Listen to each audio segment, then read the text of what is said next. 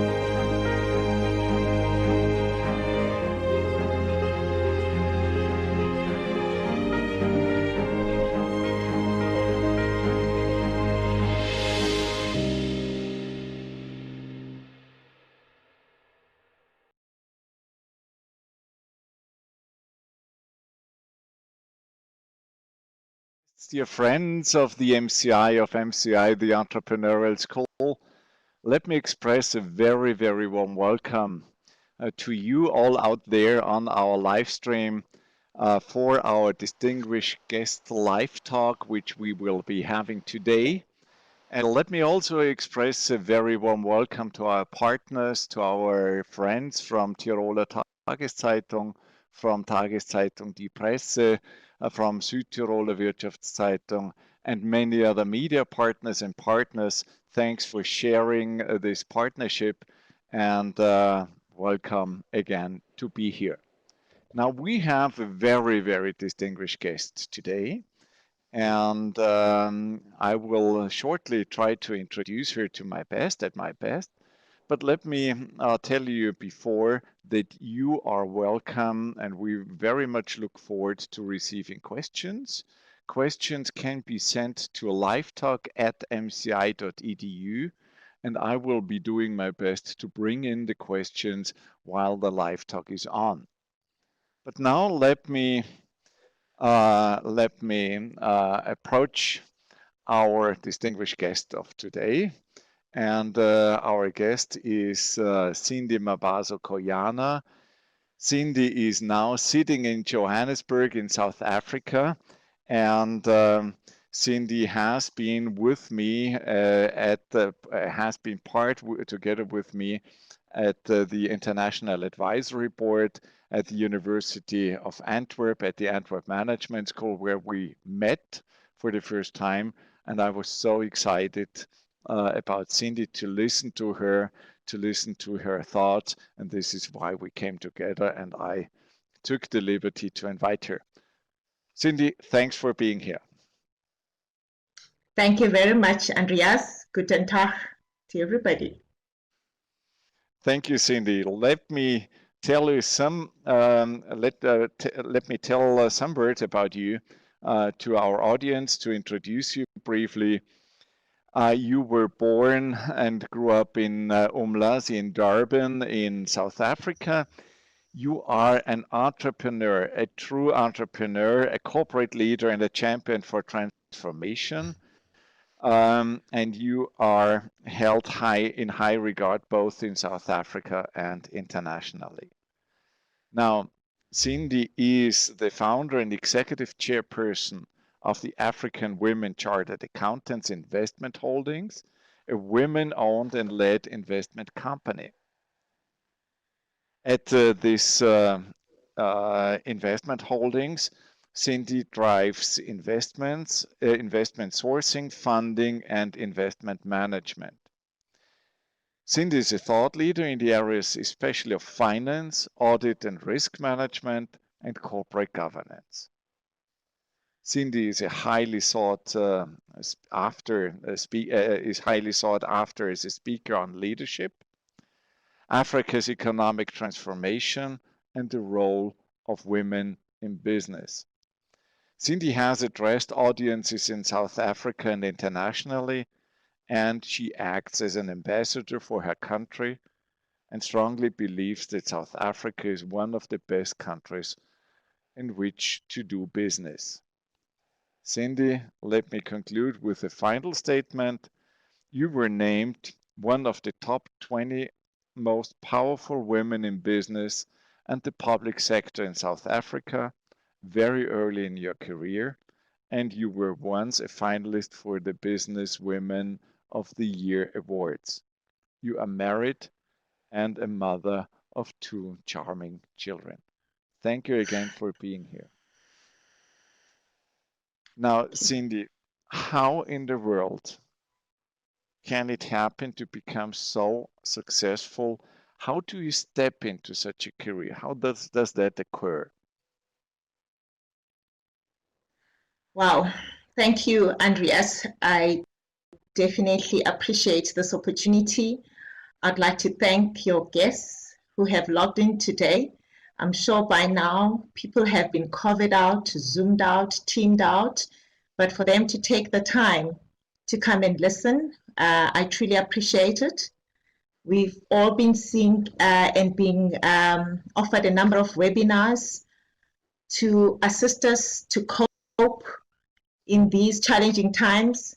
How do we navigate this journey, these uncharted waters?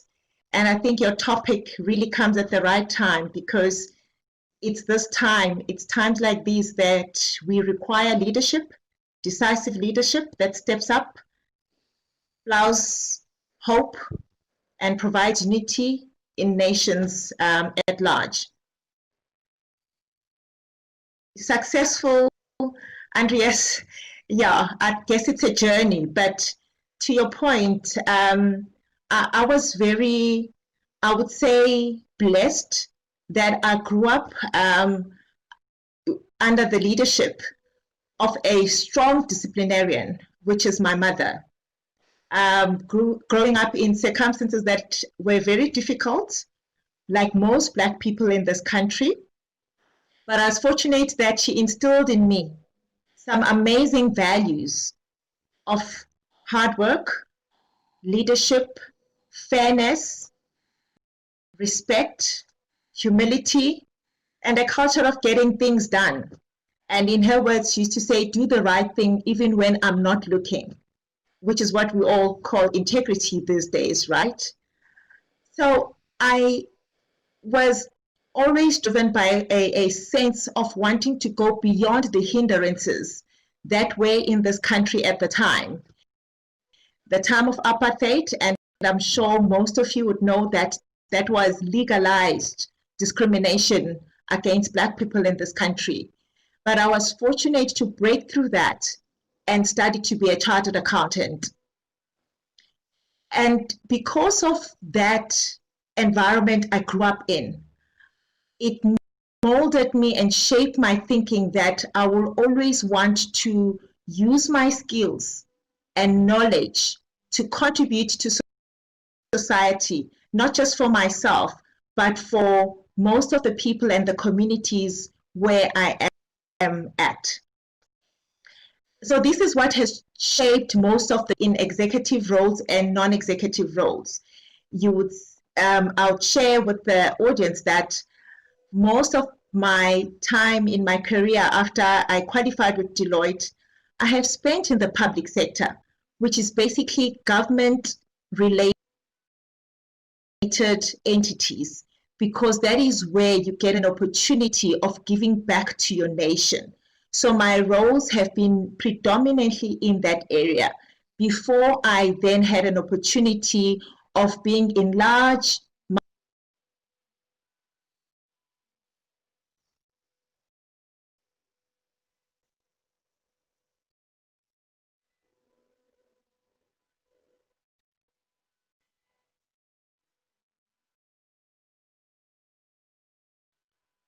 myself is when, after qualifying as a chartered accountant, I really bring it forward. And we formed an association called the African Women Chartered Accountants.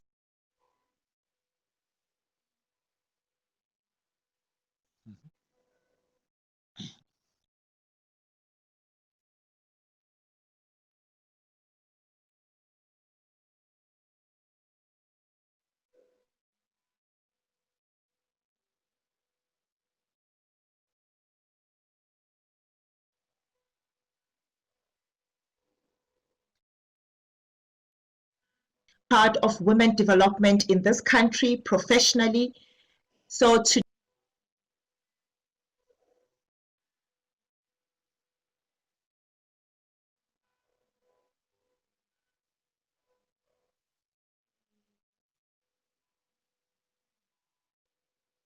business that I run today, alongside the number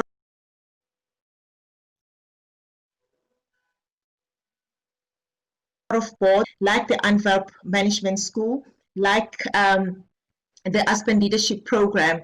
So that has been my journey, Andreas. But what has been important is to make sure that it is not just about myself. It is about building communities. Thank you so much for also letting us or giving us insight into your values and the way you grew up, because I think this really shapes a personality and has an impact on one's later life. Now, you have been going through these career steps and now been facing also in South Africa the COVID-19 situation, the pandemic. How did you go through, or what is the situation now in Johannesburg or in South Africa? Right. I guess the pandemic has been a great leveler for mankind, because on one side, it has actually affected everybody irrespective of color or creed. On the other side, it has heightened the large inequalities that we find in our world. South Africa is one of those countries where the inequalities still exist. Today, it is more than 120 days since we had our first case on the 5th of March from a group that had landed from a skiing holiday in Italy.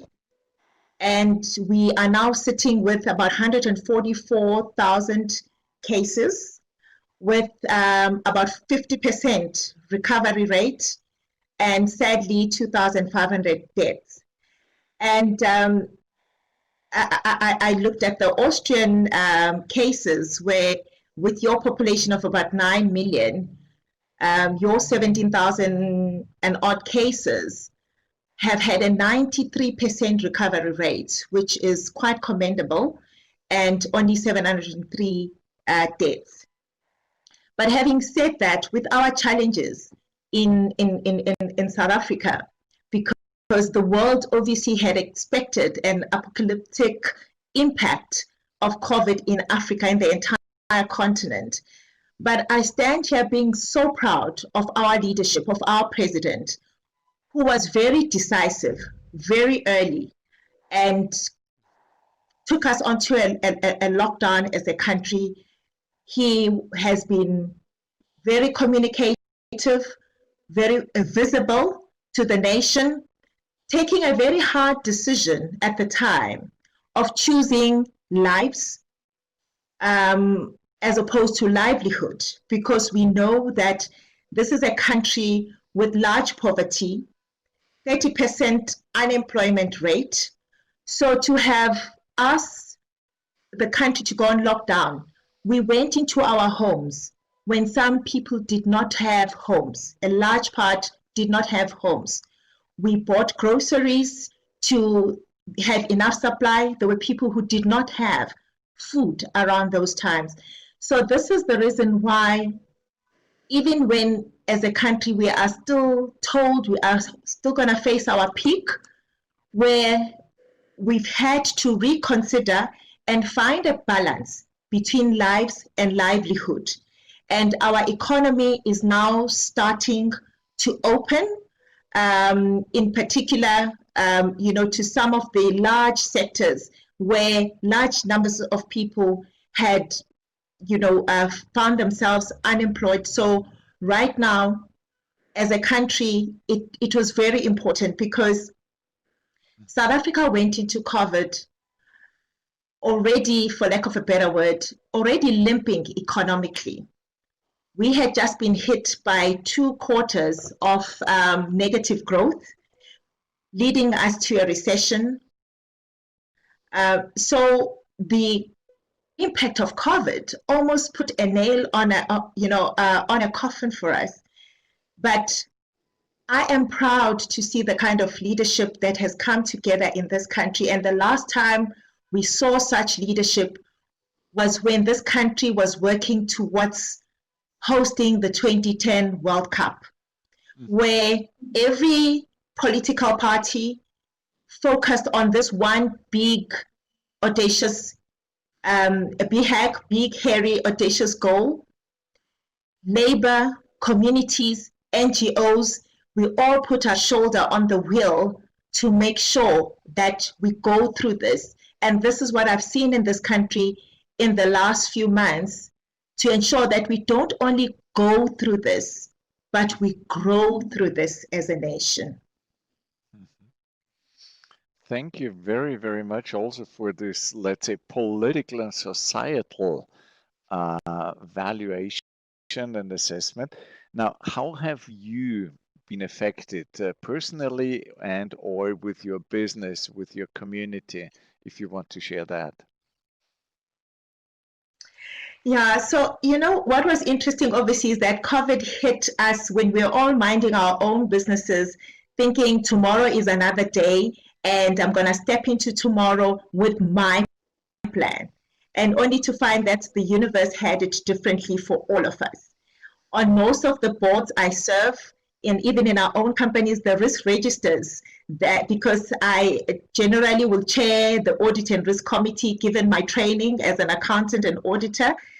And I must tell you that none of the risk registers or risk frameworks that I have seen spoke about a health pandemic. We saw cyber risk, we saw, and in particular in this country, where we were hit by a big shortage of energy, which, by the way, also contributed to our negative economic growth. We saw,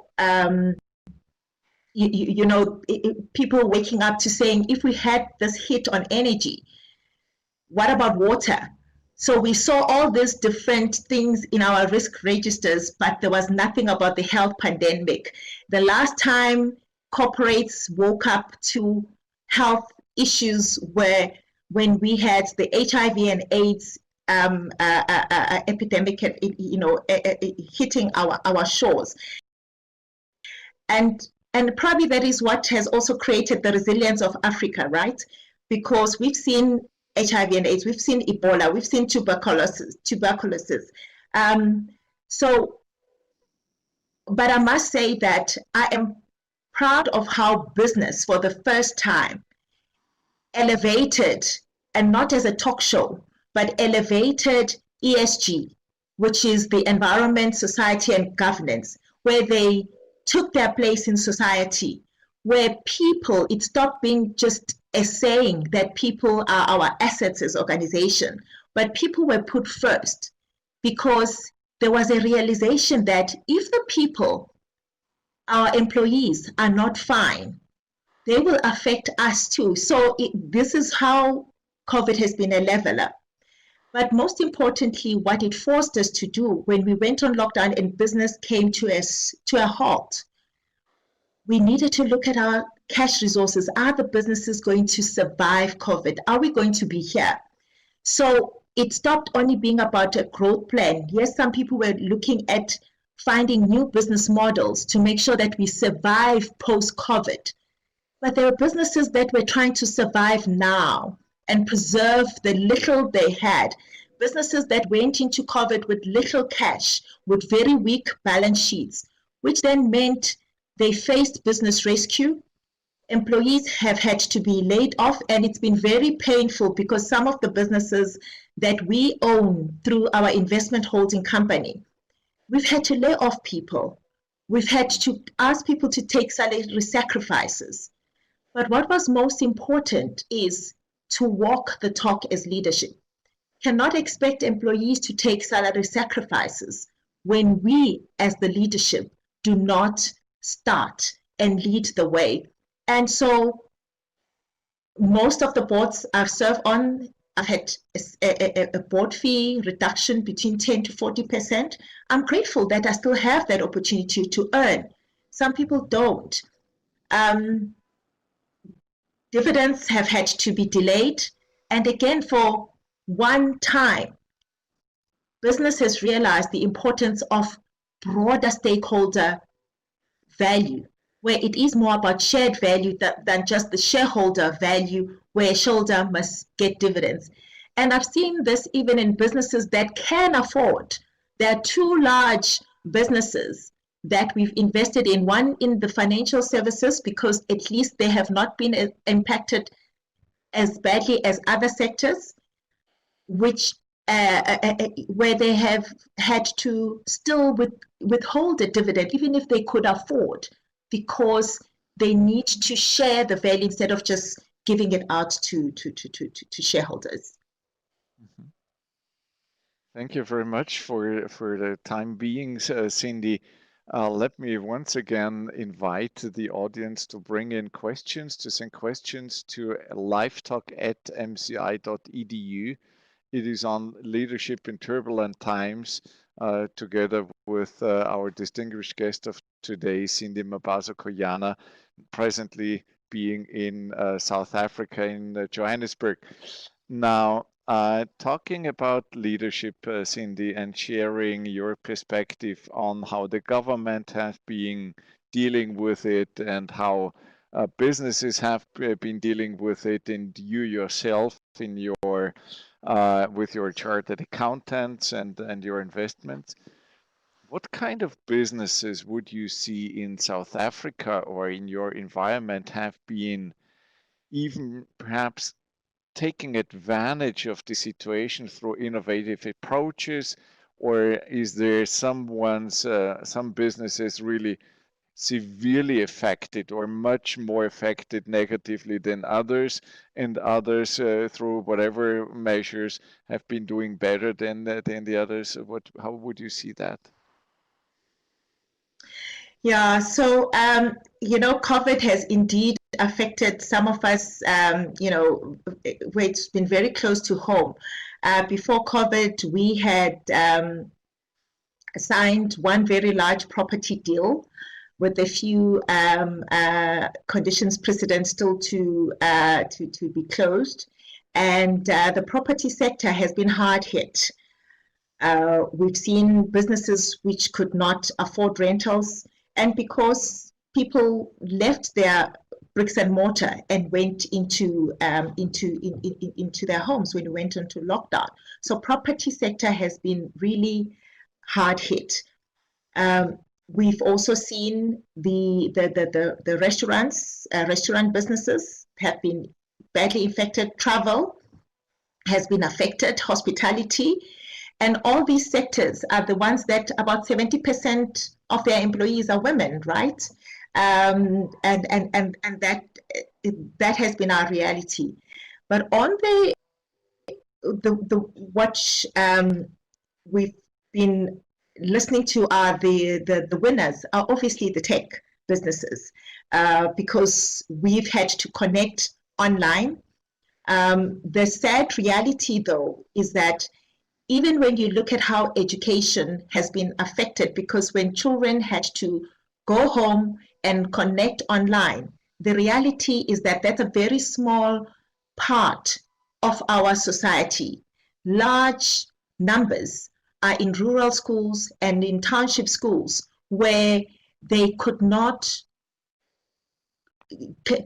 access education because the technology infrastructure is not strong. In fact, we are in a country where for 10 years we've been trying to roll out some digital reform, and hopefully this is going to now demonstrate the importance of rolling out spectrum, which will allow entrepreneurs to get onto the system. Because South Africa, I think after agriculture and mining, the informal sector is one of the large contributors into our economy. which then means this the small entrepreneurs, the SMMEs, are the ones where we need to ensure that with our reforms, with our stimulus packages, that we encourage small entrepreneurs to come to the fore as we are rolling out, new business opportunities. And in fact, one of the things that became very clear for us as a country is that, Andreas, can you hear me? Because I seem to have frozen on my side. I can hear you well. I think I'm back. Mm-hmm. Perfect. I think I'm back now.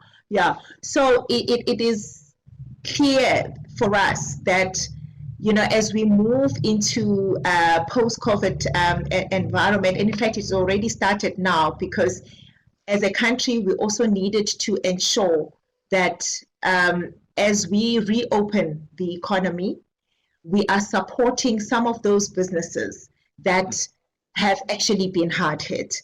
So that is so where I see opportunities really going forward are definitely in the tech space. Logistics might have been hard hit because when we closed the borders, it meant logistics came to a standstill. However, B2C, which is logistics that takes the goods straight to the doorstep of the consumer, business to consumer, that's where I've seen a number of opportunities, because that continued to be buzzing as people bought online. They required, so B2C has been one area where one has actually seen an opportunity that is coming up as we move forward. And certainly the sectors that are going to thrive now as people have had to rethink their lives and their livelihood is the hygiene sectors. It is the food security is going to be, is very important, because when we looked, we said, what are the industries that are resilient to, any destruction? And so those security, buildings which were left unattended because there was no one, needed to be secured, because we also started seeing some vandalization. So security, hygiene, food, tech, those are the industries that are going to be booming and are already booming as we speak. But most importantly, also, I think, Andreas, what COVID did was to also force localization, was to force us to look within and grow in our own backyards. Because if you look at the continent, Ethiopia is strong in the flower market. They could not export those flowers. Kenya with the tea and coffees, those could not be exported. South Africa, strong in minerals that we export, we couldn't. So trade, really international trade, the supply chain was really, really affected. And what it did, it honestly forced us to find a way of being self-sufficient as nations. The issue of PPE, personal protective equipment, because everybody in the world was looking for it, we woke up and realized that we don't have enough. Ventilators, everybody was waiting for them from China. So I'm glad to see that some of the funding organizations in this country, like the DFIs, the Developmental Finance Institutions, are now supporting local manufacturers in manufacturing ventilators. The textile industry in this country was decimated with cheap imports from China. Some of us grew up having our parents getting secure jobs from the textile industry. It almost became non-existent. But today, with the need for masks, gowns for surgical gowns in the hospital, in the healthcare sector, which, by the way, is one industry that is going to be thriving as we go forward. It became important for us to self-provide and start using that capacity in our country for those needs. But I think the one area that is also close to my heart is that as a continent, we've learned a lesson, because a number of our leaders who say they lead, they are presidents of a number of countries in this continent, but don't spend time in the continent. We've not invested enough in housing, in the healthcare system, in education, because we've been able to airlift ourselves to Europe. It's sad, but when I look at the Burundian president, President Nkurunziza, may his soul rest in.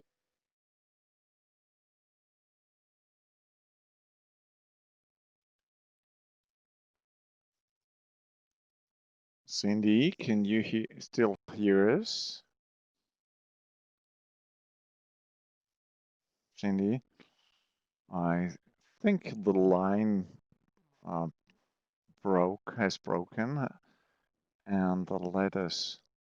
She will be redialing in, Cindy. That's what I just got from the message in my cell phone.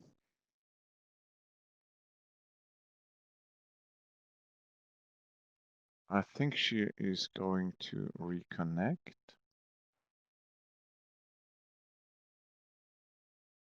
Let me see.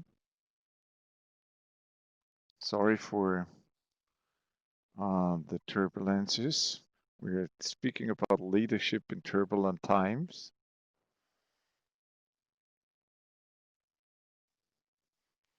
I do my best. Again, sorry.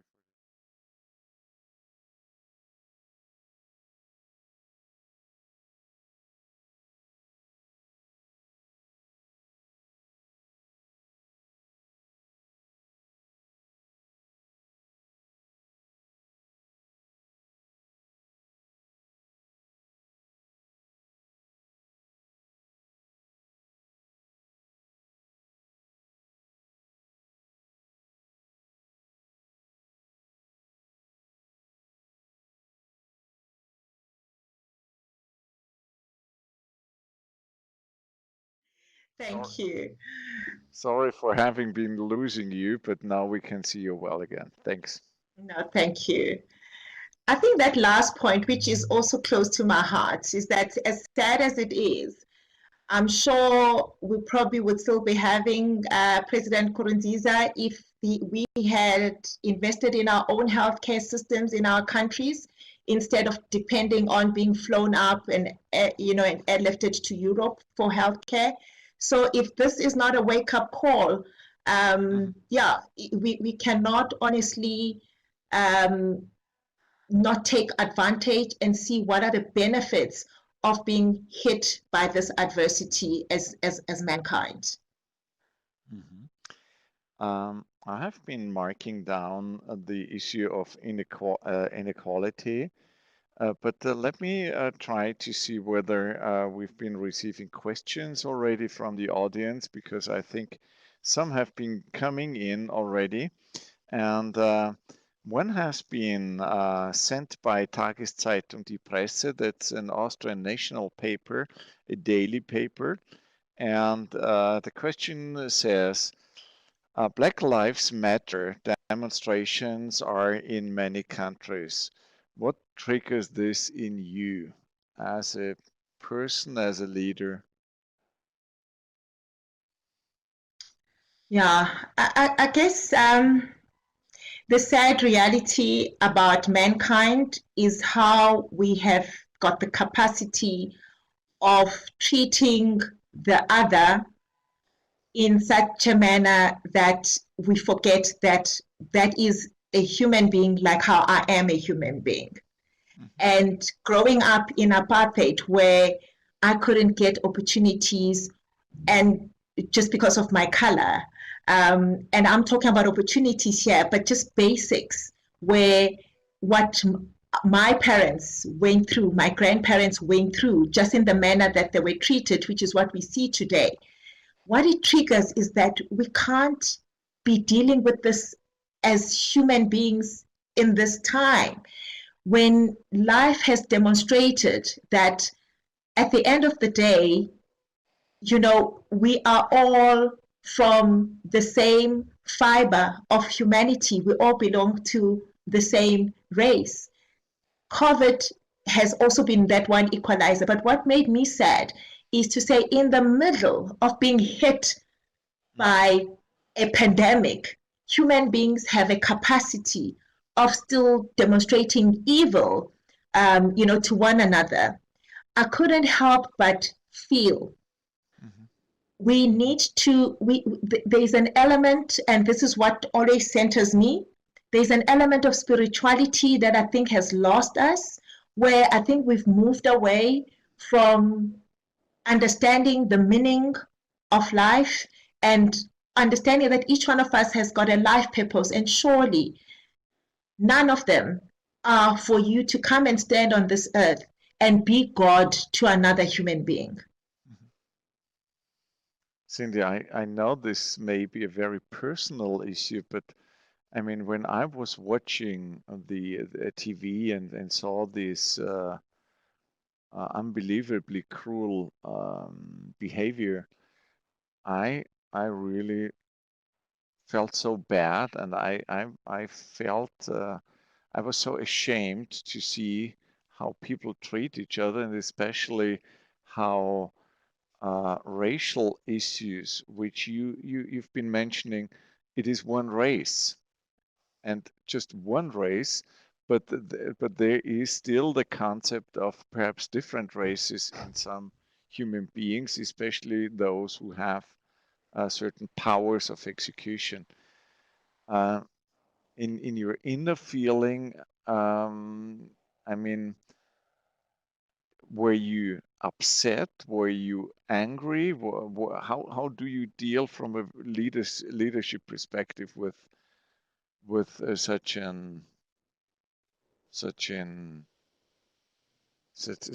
terroristic behavior?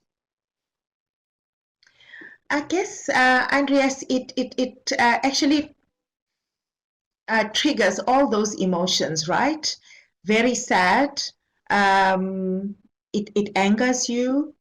Yeah, so very, very hurtful. But what is important is that whilst we are seeing it happening out there, we also go through this on a regular basis, even in the workplace, even in the boardrooms, because in some instances, which probably has also made us stronger as Black people, as women, where there's also a lot of unconscious bias. And that I've been able to deal with by actually being empathetic for the other person, because for me, it demonstrates ignorance. It demonstrates that little thinking in that person's mind or heart. So that, I guess, is something we deal with on a regular basis. And it is sad that we've come to learn on how to deal with it, especially in a country where, when what makes it painful, especially when it triggers the fact that it's still happening here in our country, is that Nelson Mandela took such sacrifices, and after 27 years of being in jail, and came up and plowed a reconciliatory attitude for all of us to live in and respect one another, respect every life, irrespective of color. But to realize that today, Andreas, by the way, what it also did, once it happened in the US, there was a big outcry in this country, but guess what? Sadly, in schools. Children that go to schools that call themselves multiracial, that say they are non-racial, the outcry that has come out of those schools on how Black children are treated in schools because of their race has actually triggered in us that we still have a lot of work to do. But what it also said, we as parents, we've got a lot of work to do in how we are bringing up our children, be it as a Black parent or as a white parent, is to continuously unlearn the things that we probably in our feeling superior, we talk about it at our dinner tables, or how to treat other people in our homes, but also even our own children when they are experiencing it, is to say, whilst you are angry, you need to still be able to be calm. And how do we empower our kids with tools to rise above these things, which are meant to be hindrances, by the way, for their own progress? Yeah. Sindi, I got a question coming in from South Africa, from Johannesburg. I'm not sure whether you are familiar with the person. She's Wendy Luhabe. I hope I pronounce it correctly. And the question goes... She is my mentor. Ah, okay. She's your mentor. Yes. Wendy asks, what is the crisis teaching us? What leadership qualities have stood out for you, Sindi? It has taught me the qualities of accountability. I won't go back to the issue around the leaders and the leadership of our continent in being accountable to the people that we lead. It has taught me the importance of compassion, in making sure that we are not selfish in as we lead. The importance of ensuring that we are serving, and we need to ensure that the people around us are also protected. I've seen the acts of kindness that have come from people, and that has been triggered even in myself. It has also forced me to actually focus on the things that I value and that are of high value to me. Because as we went on lockdown, I've spent most of my time on those things that are of high value to me. One of them is spending time with my Maker, being in prayer. The second one is spending time with family. The third one is looking after my well-being, which is wellness. But what is important is that the issue of leadership starts with you having to be able to lead yourself before you can actually want to go and lead other people. And that's one of the biggest learnings that we need to learn as leaders. And Sindi, to be frank about myself, one of the most difficult things to achieve. Lead yourself, right? I've been receiving another question, Sindi. Another question from, I think, South Africa. And the name is Luvuyo Ndimeni. And she, or I think he, asks... That's my brother. That's your brother. He asks, what inspires you, Sindi, to keep going in developing women? What is the recipe for success? What inspires you, and what is the recipe for success, for your success? Right, and I guess that is one of the other things that has been triggered in this time. Just to complete Wendy's question as well, is how do I continue to inspire others when I am now not in front of them as a leader? So that has become something that I'm continuously working on. How do I stay connected even when I'm not connected physically, and be able to be the role model that I have hoped to be in the work that we have done as AWCA. We operate in a number of regions, and going into lockdown has meant We do not have the face-to-face interventions that we have on young women, as we have mentorship sessions, as we have dialogues in dealing with some of the challenges that face us as women. But what has been great is the fact that through technology, we are now able to reach all of them across the country in all the regions at the same time. So what continues to inspire me is, again, how I was brought up, in knowing that I need to use my knowledge, I need to use my skills for the betterment, not just of myself, but for those who are around me. That drives me.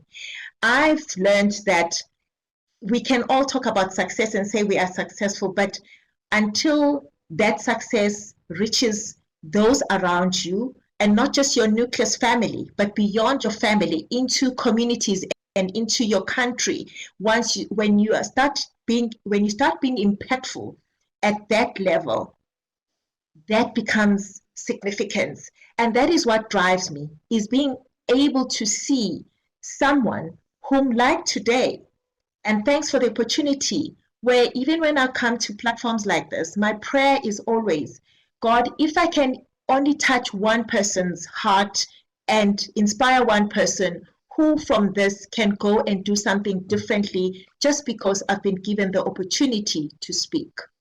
Mhm. Thanks, Cindy. I have been receiving questions ahead of our event. One has been raised by Cornelia Abler. She is an MCI alumni in Graz, Austria. That's in the southeastern part of Austria, the second biggest city. And she asks, how would you define leadership? What is leadership for you? Right. I guess what it's not is, it's not a position, right? Camera back, yeah. It's not a position for sure. I mean, someone described it as it's cause and the rest is effect. But I think for me, leadership is being able to inspire others. Leadership is being able to be very clear in your goals, in where you would like to walk with teams and walk with the people around you. It is being able to provide meaning to purpose for yourself, but and those around you. That is, leadership for me. It is being able to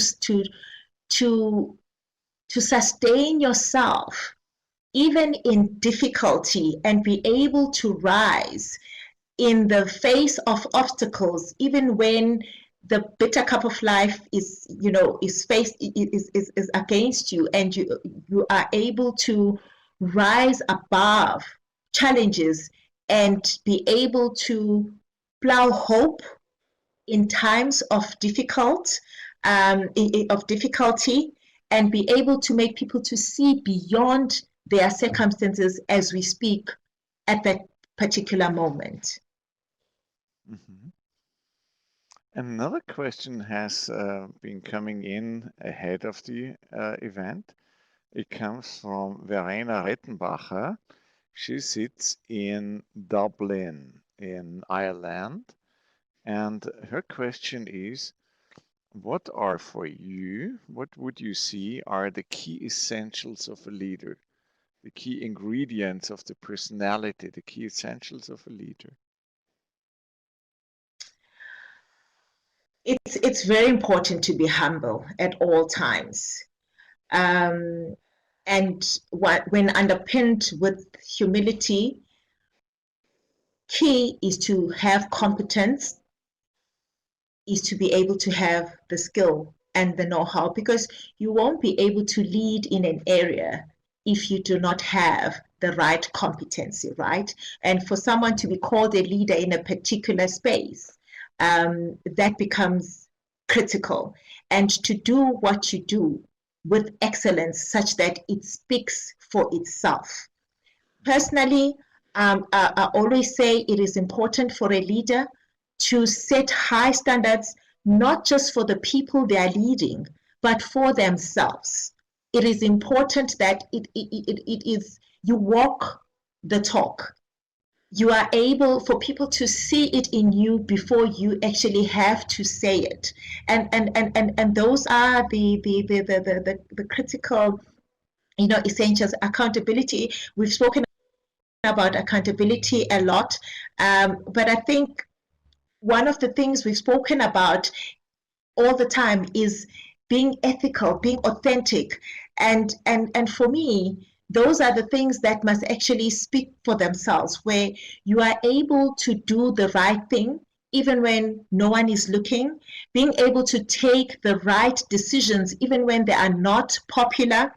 In these times of COVID, when we all have our backs against the wall, it's important to make sure that even in business, we are taking the right decisions that we are not cutting corners, but where we know that the impact, when we take decisions, we need to be conscious all the time. How is it going to affect those around us? Those are the critical essential. I mean, those are the essentials of of leadership. Being decisive, being agile. I mean, right now, the importance of agility has meant that we move fast, we protect lives, we have to be in communication all the time. As I was preparing for this session, I shared with you earlier, Andreas, that as my son was challenging me around this, one of the things I picked up. I mean, we speak about how we've had to lead in these trying times, and we've looked back, and the one leader Emma, and the one leader in difficult times was the president of Rwanda, who emerged, out of a difficult genocide that had, killed more than 1 million people within 100 days. But he rose into leadership and bringing hope. And today, that country is one of the best investment destinations in the country, in the continent. Communication in these difficult times, and being present and being visible to the people you lead, especially when they are looking for a beacon of hope. Plant hope at all times. Mm-hmm. You've been mentioning Rwanda, and I also think this is one of the most breathtaking experiences one could see in recent decades, or even in recent years. Now I also received another question from Tageszeitung, from our daily paper Die Presse. What kind of investments do African countries want? What are they looking for? We are certainly looking for infrastructure in our health sector. We're looking for infrastructure in our transport sector. I think the continent, it is important that beyond this, we look at our economic power as a continent and being able to open free trade amongst ourselves. So infrastructure is going to be very important, even from a technological point of view, as we roll out, digital platforms. That's going to be key.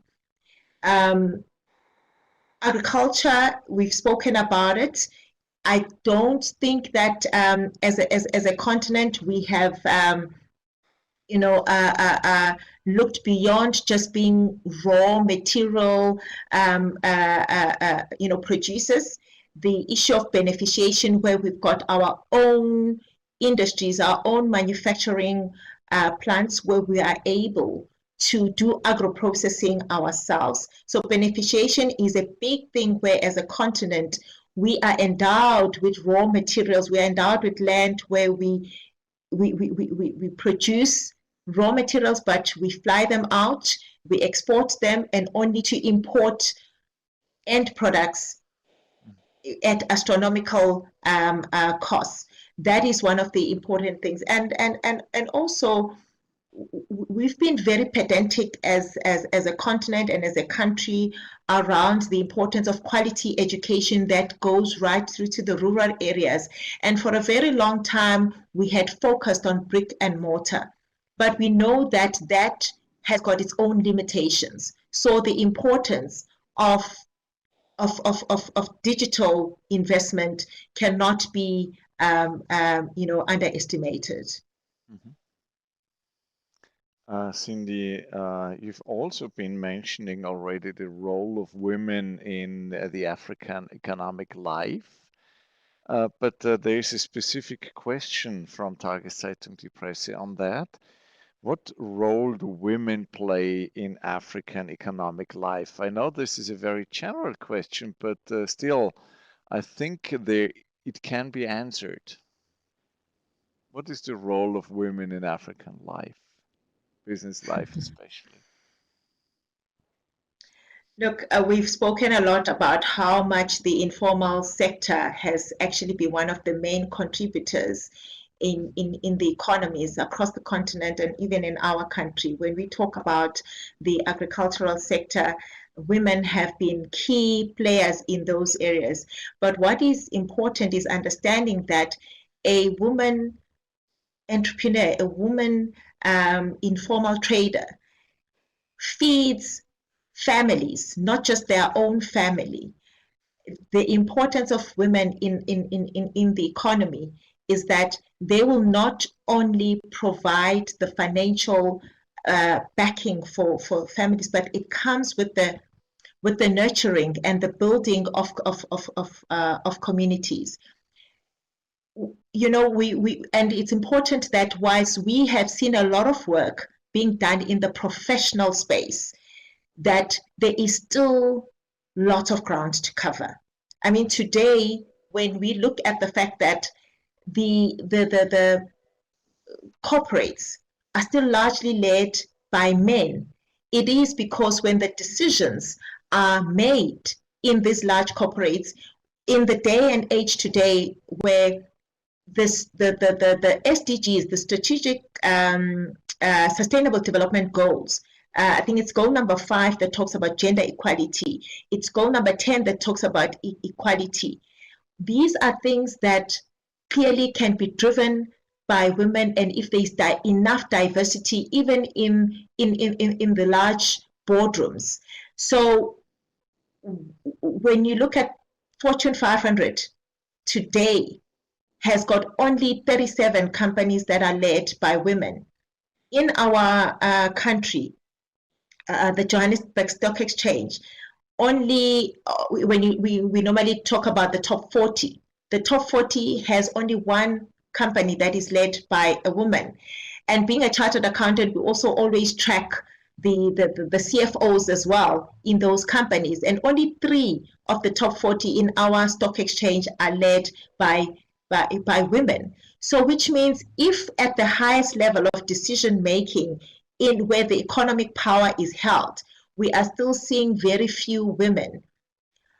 How do we channel the economic muscle in driving things like gender-based violence, which has become so rife in these times of lockdown? We went into lockdown in the last few years. It has actually hit us in our faces. And the importance of that is that because women get trapped because they cannot provide themselves economically. And now, that is the importance of having women, because they are the leaders holistically in a balanced manner of the homes and of nations. And if they are disempowered, This is why we will continue seeing the ills of society, because a mother will be hit very hard in seeing killings that are taking place. A woman in the boardroom will make sure that the ESG issues, which is looking beyond the company decisions, but look at how it impacts communities. Women are the ones who do not pay lip service, who will not do it just because the law is requiring it, but because it is innate in us. It is just our natural instinct that it is not just about me, but it is about the people that I have brought to life as a life giver. Sindi, this is a very, very personal statement. Thank you for sharing it. I've received a question, and then I think we need to come to an end soon. A question again from South Africa, and the question has been sent to me by Mr. Rulumeni or Mrs. Rulumeni. She or he is the Director of Social Justice for Women of South Africa. And the question goes, Dear Sindi, in this time of COVID-19, we are confronted with a second pandemic all over the world. Gender-based violence has become a shadow pandemic. Why has this intensified? What role can leaders and business play in dismantling this shadow pandemic? Right, yeah, no, Ntombenhle Hulumeni is my childhood friend. We grew up together and we studied commerce together, and she is now an activist and also a leader in one of the regions politically in this country. And she has stood out with gender-based violence. And one of the things that she, in particular, made me aware of is the importance of funding for women, because I think community organizations, NGOs have got a very big role to play, and they have been disempowered because of the funding that has actually not continued to flow in some of these organizations who are active on the ground, there with the families, observe how families are actually going through some of their own social problems. So the issue of gender-based violence is underpinned by the socio-economic challenges that we face in this country. But it's also got to do with you know, how we have had to bring up, you know, the boy child. It speaks to this whole issue of inequality, you know, be it gender, be it race. Again, it speaks about the one part of mankind thinking they are superior, thinking they own the other part of mankind. So all of these challenges are actually embedded in how societies have been brought up. It is embedded in society, and it's going to require deep-rooted work, which leaders need not only to speak about, but it is important that we speak about it. We are fortunate in this country that our president, alongside COVID, has indeed declared gender-based violence as a pandemic in the country, which means the resources that we are seeing going into COVID, a number of women leaders have actually now had to mobilize that the same attention, be it funding, be it mobilizing communities, be it mobilizing business, must also go into gender-based violence. The laws need to be changed where the swiftness of dealing with issues on gender-based violence need to be very visible. People need to know the consequences, and there have to be very clear consequences on how we deal with gender-based violence. And as women leaders, we've had to play a very important role in this space. AWCA, for example, which was put together to grow the number of Black women CAs. As I say, we've been driving gender equality very strongly in the professional space, but we've just woken up in realizing that there is a bigger hole, because I can be a chartered accountant, but if the center doesn't hold, I'm a chartered accountant for nothing. And this is why even in AWCA, gender-based violence has become one of the areas where we are mobilizing support, funding, and topical issues, but most importantly, allowing women to speak up and come forward, not just in the poor communities. Even amongst professional women, the importance of speaking up is something that we've had to make normal, to say it is okay, because we've been made to be super women, where I lead in the boardroom, so it means I can't be seen to be weak. And these are some of the things that the mobilization and the activism on gender-based violence has brought into us, but most importantly, us as professional women. Thank you so much, Sindi Mabaso-Koyana. I think we need to come to an end, which I really regret because we are running out of time and there would be so much space for continuing our interaction. Let me express a very, very warm welcome and lots of gratitude to our distinguished guest of today.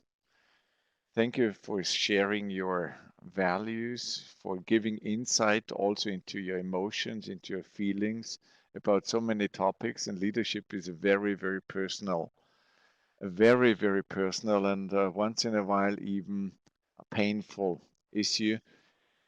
Thank you so much. I think we may give a warm applause, a warm hand to our distinguished guest of today. At least I would like to share my warmest feelings. Now let me look into the future briefly. Let's have a look to the upcoming fall semester. This event of today was our concluding event, our concluding live talk for this spring semester.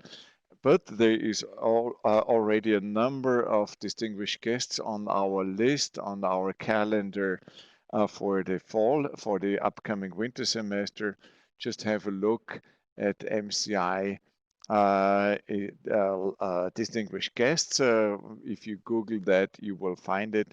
And for instance, several names like Jean Asselborn, the Foreign Minister of Luxembourg, or the Federal Minister of Education and of Science, Anja Karliczek of Germany, will be coming to us either physically or digitally. In the meantime, have a nice summer, stay healthy and safe wherever you are. Thanks for being with us all the time. Thank you to my wonderful team organizing these distinguished guest lecture series, for our media people, for our technicians, for our communications people, and again, thank you. Warm thanks to you, Sindi. All the best. Stay healthy and safe. Thank you very much, Andreas. You too. And let's hope to bring you once physically on our campus. Thank you so much. No, indeed. Thank you. Looking forward to that. Thanks a lot.